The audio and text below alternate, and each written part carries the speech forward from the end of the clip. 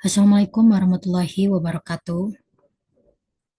Perkenalkan, nama saya Kurotul Ain Adindasari, mahasiswi dari Program Studi Ilmu Komunikasi Universitas Pembangunan Nasional Veteran Jawa Timur.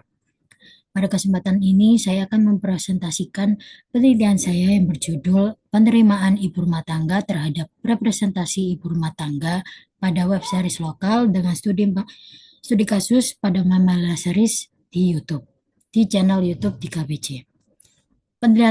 Penelitian ini berfokus pada bagaimana ibu rumah tangga sebagai audiens memaknai tayangan media digital yang mereka konsumsi sehari-hari.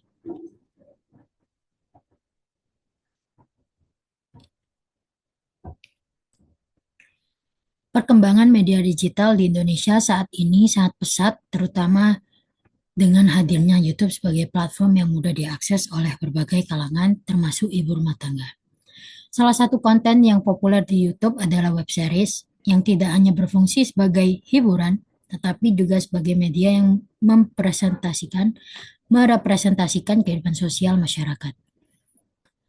Sehingga Mama Lela series ini menjadi menarik karena mengangkat kehidupan masyarakat kampung dengan berbagai konflik domestik yang dekat dengan realitas sehari-hari.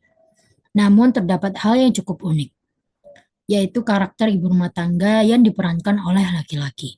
Meskipun itu dikemas dalam bentuk komedi, hal ini berpotensi membentuk stereotip terhadap perempuan. Selain itu, yang ditampilkan juga cukup intens, sehingga dapat mempengaruhi cara pandang audiens terhadap kehidupan sosial. Di sisi lain, audiens saat ini tidak lagi pasif, tetapi aktif dalam menafsirkan pesan media. Sehingga penting untuk melihat bagaimana mereka memaknai tayangan tersebut. Slide selanjutnya, metode dan tujuan penelitian.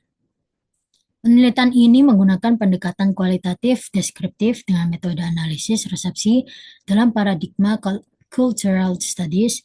Pendekatan ini digunakan karena penelitian ini ingin memahami secara mendalam bagaimana audiens ini memaknai suatu tayangan, bukan hanya melihat isi kontennya saja. Data dikumpulkan melalui wawancara mendalam atau in-depth interview pada 5 ibu rumah tangga yang berdomisili di Surabaya. Tujuan penelitian ini adalah untuk mengetahui bagaimana ibu rumah tangga memaknai representasi dalam Mama Lela series. Dalam menganalisis data, penelitian ini menggunakan teori encoding dan decoding dari Stuart Hall yang membagi posisi audiens menjadi 3, yaitu dominan, negosiasi, dan juga oposisi. Hasil penelitian. Hasil penelitian ini menunjukkan bahwa ibu rumah tangga cukup aktif dalam mengonsumsi media digital, khususnya YouTube sebagai sarana hiburan di waktu luang. Mama Lela series menjadi salah satu tontonan yang disukai karena dianggap ringan. Kenapa? Karena ini juga menghibur dan memiliki cerita yang dekat dengan kehidupan sehari-hari kita. Namun, terdapat perbedaan penerimaan di antara informan. Beberapa informan menikmati tayangan tersebut karena merasa cerita yang ditampilkan mirip dengan kehidupan mereka. Sementara itu, informan lain mulai menyadari bahwa beberapa konflik yang ditampilkan cenderung dilebih-lebihkan. Perbedaan ini menunjukkan bahwa setiap audiens memiliki cara pandang yang berbeda dalam memahami media yang ditampilkan. Slide selanjutnya yaitu pembahasan. Dalam pembahasan, perbedaan penerimaan tersebut dianalisis menggunakan teori Stuart Hall. Pertama, posisi dominan, yaitu audiens yang menerima tayangan sebagai hiburan sekaligus realitas sosial. Kedua, posisi negosiasi, yaitu audiens yang tetap menikmati tayangan tetapi juga menyadari adanya unsur dramatisasi. Ketiga, oposisi, yaitu audiens yang mengkritisi tayangan, terutama dalam hal representasi perempuan yang dianggap stereotipikal. Beberapa informan menilai bahwa penggambaran ibu rumah tangga dalam Mama Lela series ini cenderung memperkuat stigma negatif yang dimana seperti perempuan yang emosional, suka bergosip, dan lain sebagainya yang sering terlibat konflik. Namun, di sisi lain ada juga yang menganggap hal tersebut sebagai bagian dari hiburan semata. Hal ini juga menunjukkan bahwa audiens bersifat aktif dalam memaknai media, dan makna yang dihasilkan tidak bersifat tunggal.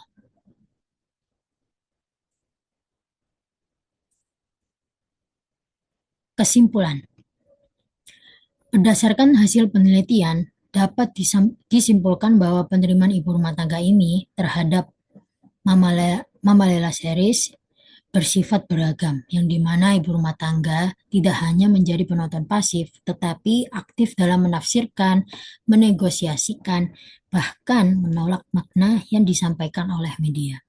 Representasi perempuan dalam media memiliki potensi untuk memengaruhi cara pandang masyarakat terhadap peran gender. Oleh karena itu, penting juga bagi content creator yang menghadirkan representasi yang lebih adil dan realistis. Selain itu, masyarakat juga perlu meningkatkan literasi media agar dapat lebih kritis dalam mengonsumsi konten digital. Terima kasih. Sekian presentasi saya. Wassalamualaikum warahmatullahi wabarakatuh.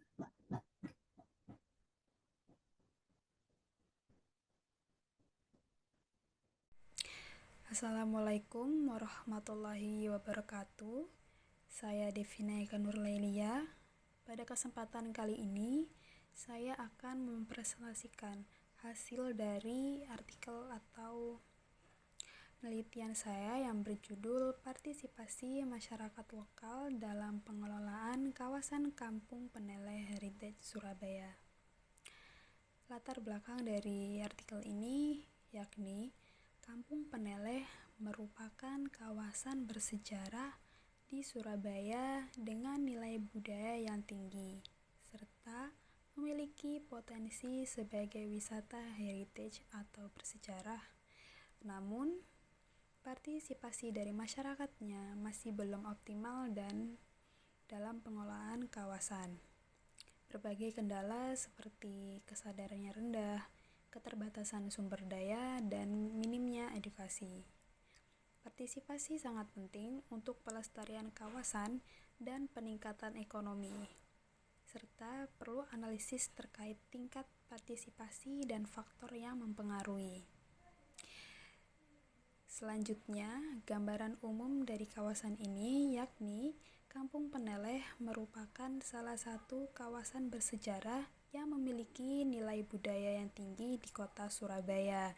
Kawasan ini dikenal sebagai pemukiman lama yang menyimpan berbagai peninggalan sejarah, baik berupa bangunan tua maupun nilai-nilai budaya masyarakatnya.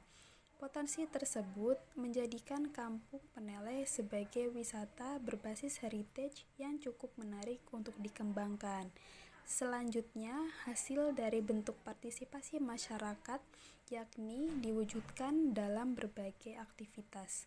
Masyarakat terlibat dalam menjaga kebersihan lingkungan, penataan kawasan, serta kegiatan wisata seperti menjadi pemandu lokal atau tour guide. Selain itu, warga juga berperan dalam pelestarian bangunan bersejarah dan aktif dalam kegiatan Pokdarwis atau kelompok sadar wisata, yakni sebagai bentuk pengelolaan wisata berbasis komunitas di Kampung Peneleh Heritage. Selanjutnya, tingkat partisipasi dari masyarakatnya masih belum merata. Sebagian warga sudah aktif, namun masih terdapat masyarakat yang kurang terlibat.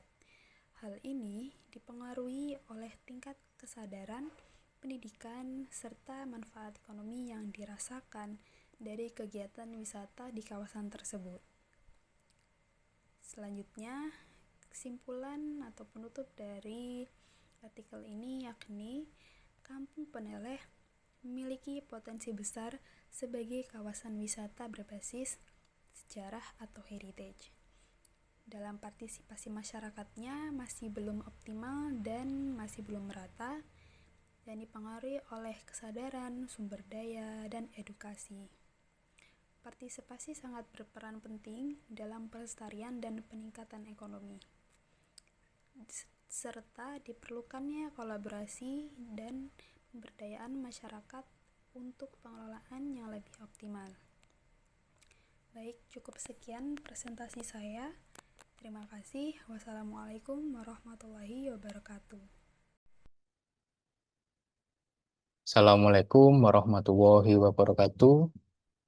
Saya ucapkan terima kasih atas kesempatannya sehingga kami dapat memaparkan hasil penelitian yang sudah kami lakukan pada National Conference Sisi Indonesia yang ketiga,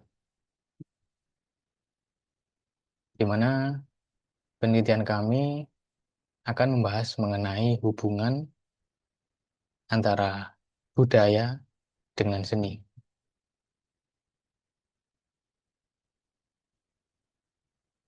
Dan kami mengangkat judul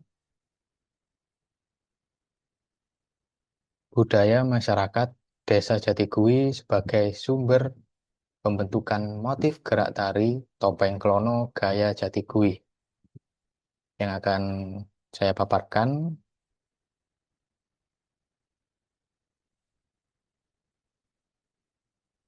mulai dari latar belakang, di mana seni budaya sebagai representasi masyarakat. Seni pertunjukan tradisional menempati posisi penting dalam kehidupan masyarakat karena tidak hanya berfungsi sebagai hiburan, tetapi juga sebagai media pewarisan nilai, pendidikan sosial, identitas komunitas, dan representasi pandangan hidup masyarakat pendukungnya. Wayang topeng Malang sebagai warisan budaya Jawa Timur, di mana kesenian ini tumbuh di wilayah Malang Raya dan dikenal sebagai bentuk pertunjukan yang memadukan unsur tari, drama, musik gamelan, penggunaan topeng, serta narasi dramatik yang bersumber dari cerita Panji. Adapun salah satu tokoh penting dalam wayang topeng Malang adalah Klono, di mana dia memiliki karakter gagah, ambisius, serta menjadi simbol kekuasaan. Dugaan tari sebagai konstruksi budaya masyarakat. Penelitian ini berangkat dari asumsi bahwa motif gerak tari topeng Klono gaya Jatigui merupakan hasil dialog antara tradisi wayang topeng Malang dengan kebudayaan lokal masyarakat Jatigui. Sehingga fokus penelitian ini berfokus pada hubungan budaya Jatigui dengan motif gerak tari Klono. Pada metode penelitian ini menggunakan metode kualitatif deskriptif dengan pendekatan etnokoreologi, di mana pendekatan ini berfokus pada analisis teks berupa struktur atau gerak dan konteks berupa nilai budaya atau fungsi sosial. Adapun teknik pengumpulan data dilakukan melalui observasi partisipan terhadap pelatihan dan pertunjukan, wawancara mendalam, dokumentasi visual, serta studi pustaka terhadap literatur yang terkait dengan wayang topeng Malang. Analisis data menggunakan model interaktif yang berupa reduksi data, penyajian data, verifikasi, dan penarikan kesimpulan. Serta validitas data diperkuat melalui triangulasi sumber dan juga triangulasi teknik. Selanjutnya, pada hasil dan pembahasan, karakteristik tari topeng Klono. Tari topeng Klono gaya Jatigui menampilkan sosok penguasa sabrang yang memiliki ambisi besar dan kekuatan dominan. Topeng yang digunakan umumnya berwarna merah atau emas. Warna merah melambangkan keberanian, amarah, agresivitas, dan ambisi. Sedangkan emas melambangkan kebesaran, status bangsawan, serta kewibawaan seorang raja. Tarian ini terpengaruh oleh budaya yang terbentuk menjadi berbagai motif gerak yang tersusun di dalam tari topeng Klono, di mana budaya tersebut diantaranya budaya agraris serta pencak dor dan juga tayu. Pada budaya agraris, Desa Jatigui dikenal sebagai wilayah agraris yang menjadikan pertanian tembakau sebagai bagian penting pada kehidupan masyarakat. Aktivitas pertanian yang dilakukan secara berulang menciptakan memori tubuh kolektif yang kemudian ditransformasikan ke dalam tarian. Adapun beberapa motif gerak yang terkait dengan budaya agraris, yakni yang pertama pada motif gerak kopioan, di mana gerak ini menggambarkan gerak melipat daun tembakau. Selanjutnya pada motif gerak blugeran. Gerak ini merepresentasikan aktivitas menjemur tembakau.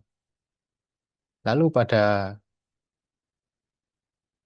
budaya seni pencakdor, yaitu pencakdor sendiri merupakan tradisi bela diri rakyat yang hidup di tengah masyarakat Jatigui. Unsur keberanian, kejantanan, dan kesiapan bertarung sangat dekat dengan citra seorang Klono. Adapun beberapa motif gerak yang terkait dengan pencakdor, yakni nampak pada motif gerak ukil pakis. Gerak ini merepresentasikan gerakan jurus dalam kesenian pencakdor yang tumbuh dan berkembang pada masyarakat Jatigui. Selanjutnya pada budaya masyarakat, yakni pada kesenian tayub, di mana tayub sebagai hiburan rakyat memberikan dimensi sosial pada tari topeng Klono. Unsur komunikasi tubuh, permainan ruang, dan daya tarik performatif tampak pada beberapa motif gerak. Adapun motif gerak tersebut diantaranya pada motif gerak kencerong alap-alap.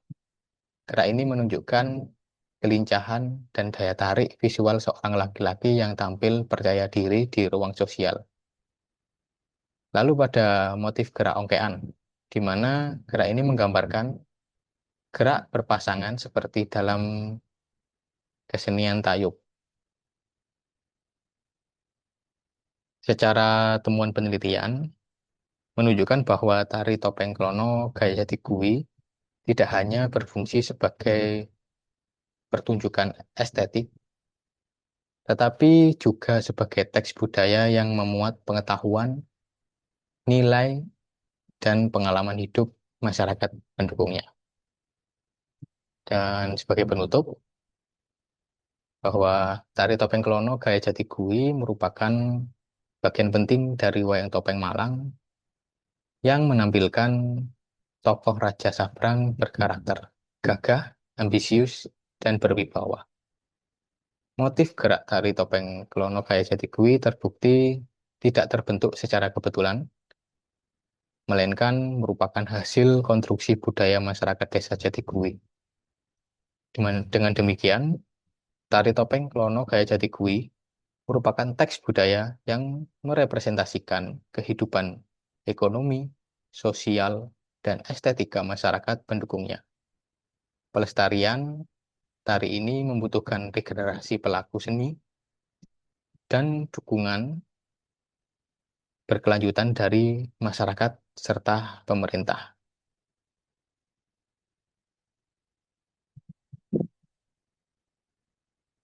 Demikian pemaparan hasil penelitian yang sudah kami lakukan. Atas perhatiannya, saya ucapkan terima kasih.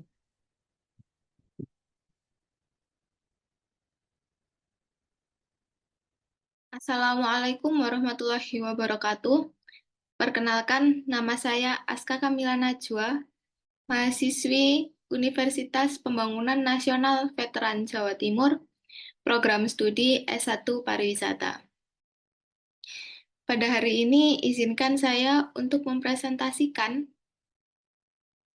dengan tema Sosio-Humanitis dengan judul Analisis Pengalaman Wisatawan Berbasis Review Google pada Daya Tarik Wisata Hutan Raya Balas Klumprik, Surabaya. Latar belakang pada penelitian ini yaitu saat ini, pariwisata merupakan salah satu sektor penting yang berkontribusi terhadap pertumbuhan ekonomi. Seiring perkembangan teknologi digital, perilaku wisatawan dalam mencari informasi juga mengalami perubahan, di mana review online seperti Google Maps menjadi sumber utama dalam menilai kualitas suatu destinasi. Hutan Raya Balas Klumprik Surabaya memiliki potensi sebagai wisata alam sekaligus sarana edukasi lingkungan. Namun, masih terdapat beberapa permasalahan seperti keterbatasan fasilitas, kebersihan yang belum optimal, serta pengelolaan yang perlu ditingkatkan. Oleh karena itu, diperlukan analisis terhadap pengalaman wisatawan berbasis review Google sebagai bahan evaluasi pengelolaan destinasi. Selanjutnya, tujuan dari penelitian ini untuk menganalisis pengalaman dan persepsi wisatawan berdasarkan review Google, mengidentifikasi faktor-faktor yang mempengaruhi kepuasan wisatawan, serta memberikan rekomendasi bagi pengelola destinasi. Penelitian ini menggunakan pendekatan kualitatif deskriptif dengan sumber data berupa ulasan wisatawan pada Google Maps dalam kurun waktu 5 tahun terakhir. Teknik pengumpulan data ini dilakukan melalui dokumentasi, sedangkan analisis data menggunakan model interaktif Miles and Haberman yang meliputi reduksi data, penyajian data, dan penarikan kesimpulan. Hasil dari penelitian ini menunjukkan bahwa keunggulan utama Hutan Raya Balas Klumprik Surabaya terletak pada keindahan alamnya yang asri, suasana yang sejuk, serta lingkungan yang memberikan efek relaksasi bagi pengunjung. Namun, masih terdapat beberapa kelemahan yang ditemukan dalam ulasan wisatawan, seperti fasilitas yang belum memadai, kebersihan yang belum optimal, aksesibilitas yang masih terbatas, serta pengelolaan yang belum maksimal. Secara keseluruhan, pengalaman wisatawan dipengaruhi oleh beberapa aspek utama, yaitu fasilitas, kebersihan, aksesibilitas, serta pelayanan dan pengelolaan destinasi.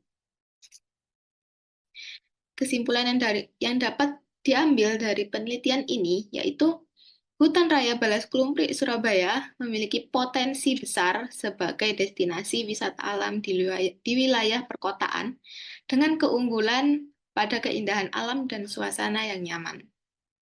Namun demikian, masih terdapat beberapa aspek yang perlu ditingkatkan, terutama dalam hal fasilitas, kebersihan, dan pengelolaan destinasi. Review Google terbukti dapat menjadi sumber informasi yang efektif dalam memahami pengalaman wisatawan sekaligus sebagai bahan evaluasi bagi pengelola. Oleh karena itu, diperlukan upaya peningkatan kualitas layanan dan pengelolaan secara berkelanjutan guna meningkatkan kepuasan wisatawan serta mendorong minat kunjungan ulang. Sekian presentasi dari saya ucapkan terima kasih dan mohon maaf apabila ada kesalahan dalam pengucapan, secara disengaja maupun tidak disengaja. Wassalamualaikum warahmatullahi wabarakatuh. Assalamualaikum warahmatullahi wabarakatuh. Selamat siang, Bapak dan Ibu yang saya hormati. Perkenalkan, saya Muhammad Alan Fauzi dari Institut Seni Indonesia Surakarta. Pada kesempatan ini, saya akan mempresentasikan penelitian berjudul Relasi Dalang, Penggender, dan Sinden dalam Karawitan Pakeliran Jawa Timuran Gaya Porongan, Dinamika Komunikasi Komunal. Penelitian ini berangkat dari kegelisahan sederhana, yaitu tentang bagaimana tiga pelaku seni ini bisa saling berkomunikasi selama kurang lebih 8 jam pertunjukan tanpa notasi tertulis dan tetap menghasilkan pertunjukan yang kohesif dan penuh ekspresi. Langsung saja kita masuk pada pendahuluan, yaitu karawitan pakliran bukan sekedar pengiring wayang. Ia adalah sistem ekspresi seni yang berdiri sendiri. Khususnya gaya porongan dari Mojokerto memiliki kekhasan yang membedakannya dari tradisi Surakarta maupun Yogyakarta, baik dalam gaya musikal, pola interaksi, maupun karakter pertunjukannya. Dalam tradisi ini ada tiga figur sentral, yaitu dalang, penggender, dan sinden, yang terhubung dalam jaringan komunikasi yang kompleks dan dinamis. Penelitian ini bertujuan untuk menganalisis peran dan fungsi pelaku dalam jaringan komunikasi. Yang kedua yaitu memahami dinamika yang mencerminkan nilai-nilai budaya Jawa Timuran. Dan ketiga yaitu mengidentifikasi faktor-faktor yang menentukan keberhasilan atau kegagalan komunikasi komunal tersebut.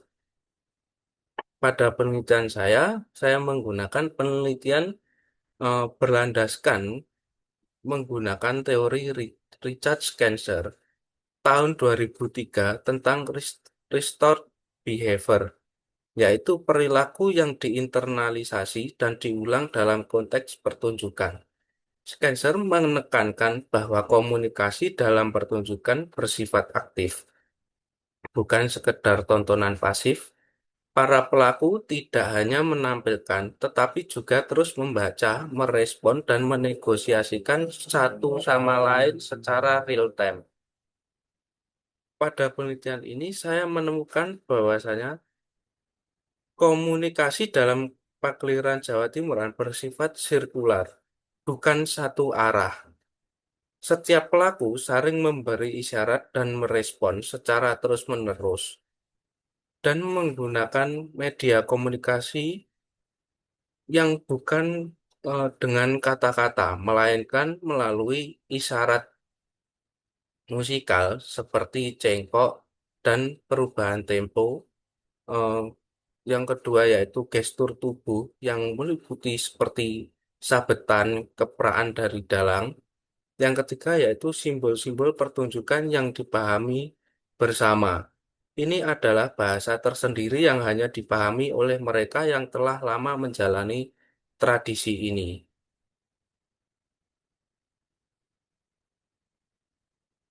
Ya, selanjutnya yaitu peran masing-masing pelaku. Mari kita lihat peran spesifik masing-masing pelaku. Dalang berperan sebagai pengendali struktur. Ia mengatur alur tempo, tempo gending, dan suasana pertunjukan melalui sabetan, suluan, dan keperaan. Namun, ini penting, dalang bukan penguasa mutlak. Ia sangat bergantung pada respon pengerawit. Jadi, meskipun posisi dalang dalam pakliran itu ibaratnya mengatur semuanya, tapi dia bukan penguasa mutlak karena masih membutuhkan pengrawit untuk mendukung adegannya. Yang kedua yaitu penggender. Dia berperan sebagai mediator. Ia menerjemahkan isyarat dari dalang ke dalam bentuk musikal menjadi penghubung antara dalang dan sinden, serta menjaga stabilitas transisi gending.